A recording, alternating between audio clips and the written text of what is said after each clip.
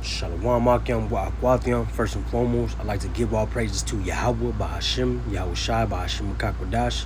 I'd like to proceed this lesson with giving double honors to the apostles and elders of Great Millstone who do have the 100% truth, man. You know, who rule and teachable, man. You know, without further ado, I'd like to go into the book of Matthew, chapter 6, verse 22 through 23. The light of the body is the eye. If therefore thine eye be single, thy whole body shall be full of light. You know, verse 23, but if thine eye be evil, the whole body shall be full of darkness. If therefore the light that is in thee be darkness, how great is that darkness? You know, let me get this in, see if the AMP,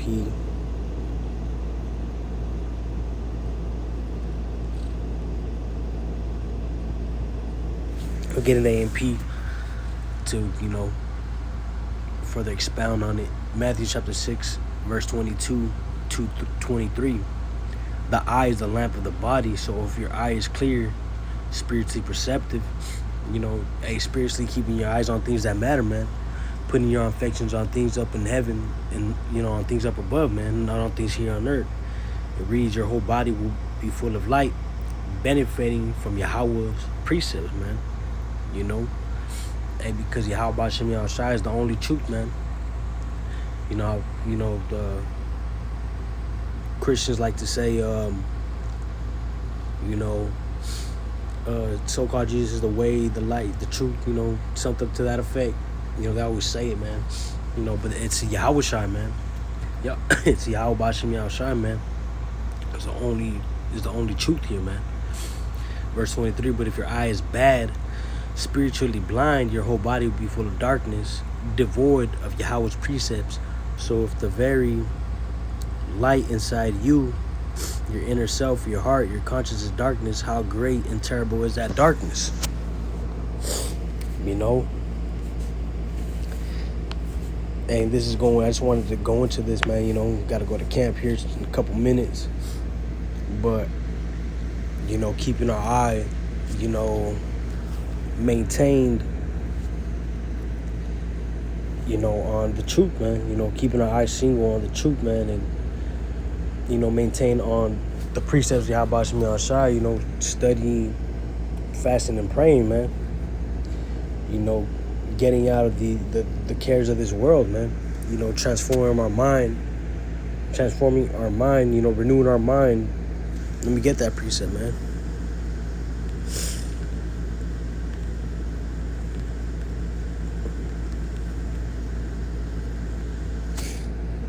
Romans chapter 12, verse 2.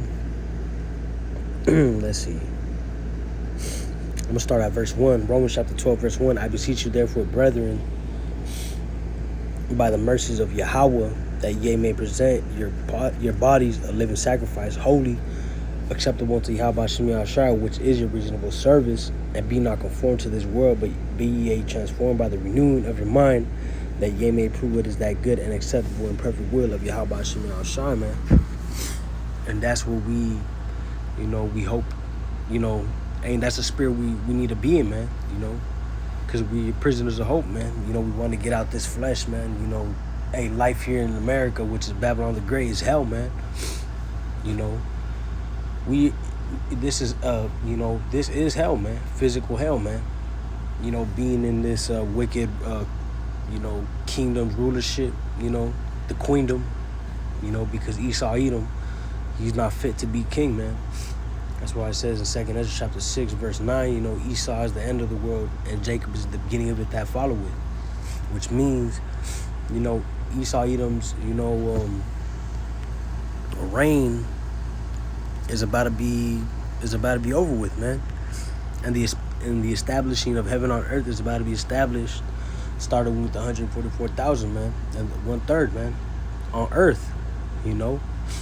Of course, there's certain things that gotta happen first, you know, the MOTB, and then a thermonuclear destruction of Babylon the Great, man. This is the book of Revelation, chapter 12, verse 12, and it reads, therefore rejoice, ye heavens, and ye that dwell in them. Woe to the inhabitants of the earth and of the sea, for the devil is come down unto you, having great wrath, because he knoweth that he hath but a short time.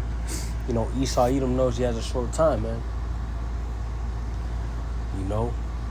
So things is about to get, ramped up. We're about to be seeing a lot of evils here, man. That's why we got to get right with Yahweh Hashem Yahushua. I'm speaking to myself first and foremost, man.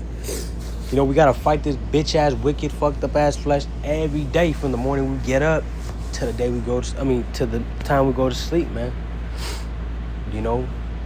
But hey, Yahweh Hashem Yahushua is going to get us out of these temptations, man, that we may face in this flesh. Hey, there's still a lot of work to be done, man. We want to be in the spirit of, our mind not being condemned when shit hits the fan. When the blackout hits, when shit really starts to get active out here, we want to be, in the spirit of, hey, we did what we had to do, man. And not being like, man, I was fucking up. I was in the right spirit.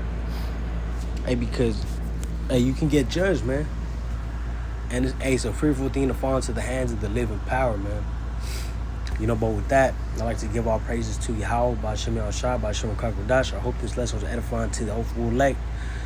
Shalom, above, above.